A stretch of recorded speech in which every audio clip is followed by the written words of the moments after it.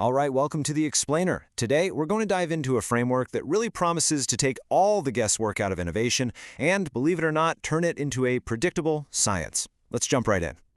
So let's kick things off with a number that should honestly keep any business leader up at night. According to a study from Simon Kucher and Partners, almost 3/4 of all new products just fail. Now, this isn't just a run of bad luck. It's a systemic problem with the entire way we think about innovation. And you know what? It gets even worse. When you pull together the success rates from about a dozen different sources, we're talking Harvard Business Review, Frost & Sullivan, you land on this pretty dismal figure, a success rate of just 17%. That means for every single home run, there are roughly 5 strikeouts. And this isn't just some abstract statistic on a chart, right? This has massive, real-world costs. I mean, just look at the IBM PC Junior. This thing was supposed to revolutionize home computing. Instead, it became this infamous flop that cost the company over $1 billion. And the problem wasn't a lack of engineering or a small budget. It was a complete fundamental misunderstanding of what their customers were actually trying to accomplish. So, how do we avoid becoming the next PCJR? Well, the answer lies in a really fundamental shift in perspective. And it all starts with a piece of timeless business wisdom. This famous quote from Harvard's Theodore Levitt just captures the core idea perfectly. The drill? That's just a solution. It's a tool. The real goal, the whole reason for the purchase, is the outcome. It's the whole. See, customers aren't really buying products. They're hiring them to make progress in their lives. And that brings us to the formal definition here, the job to be done. It's all about the progress the customer is trying to make. Now, this simple reframe is unbelievably powerful because it moves our focus away from just building a better drill and toward helping the customer create a better whole. You know, most companies, they follow this flawed ideas-first approach. They brainstorm a ton of solutions in a room somewhere and then just hope one of them sticks with customers. It's kind of like trying to hit a target in the dark. The jobs-first approach completely flips that. First, you understand the target, the job, with absolute clarity. Only then do you start designing the solution to hit it. Okay, so focusing on the job is step one. Got it. But how do we know if our solution is actually any better? We need a way to measure success, but from the customer's point of view. And this is where desired outcomes come into play.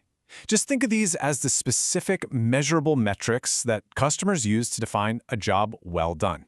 These are not vague wishes. They're like the customer's universal scorecard for any solution they might decide to hire.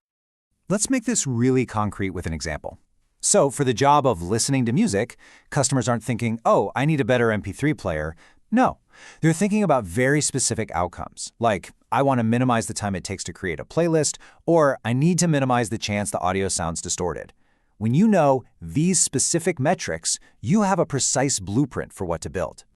And once you really understand the job and you understand the customer's outcomes, you can stop guessing and you can start making strategic decisions with just incredible clarity.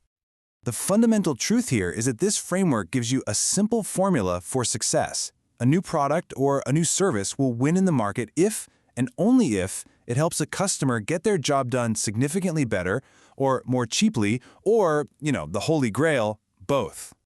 This insight leads directly to a really powerful strategy matrix, and it shows you 4 primary paths to growth. So, for example, a disruptive strategy that targets overserved customers. The ones who are paying for features they don't even need. You do the job a little bit worse, but way cheaper. Think Google Docs versus Microsoft Office in the early days.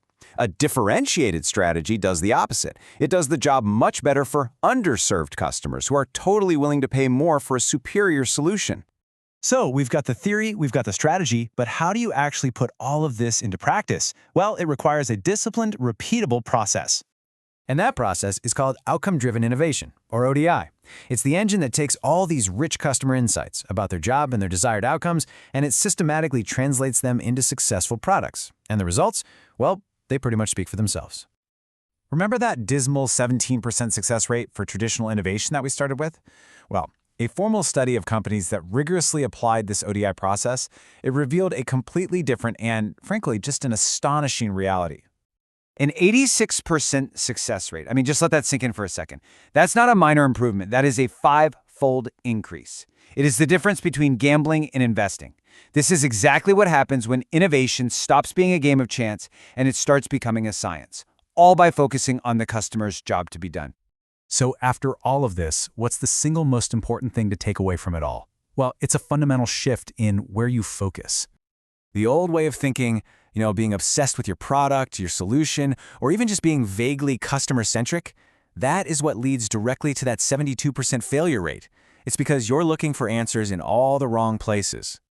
Because when you solve for the job, you create undeniable value. You build something that customers will actively hire and pay for because it helps them make real progress in their lives. And when you do that, innovation truly becomes a science. So I'll leave you with this one question to take back to your own work.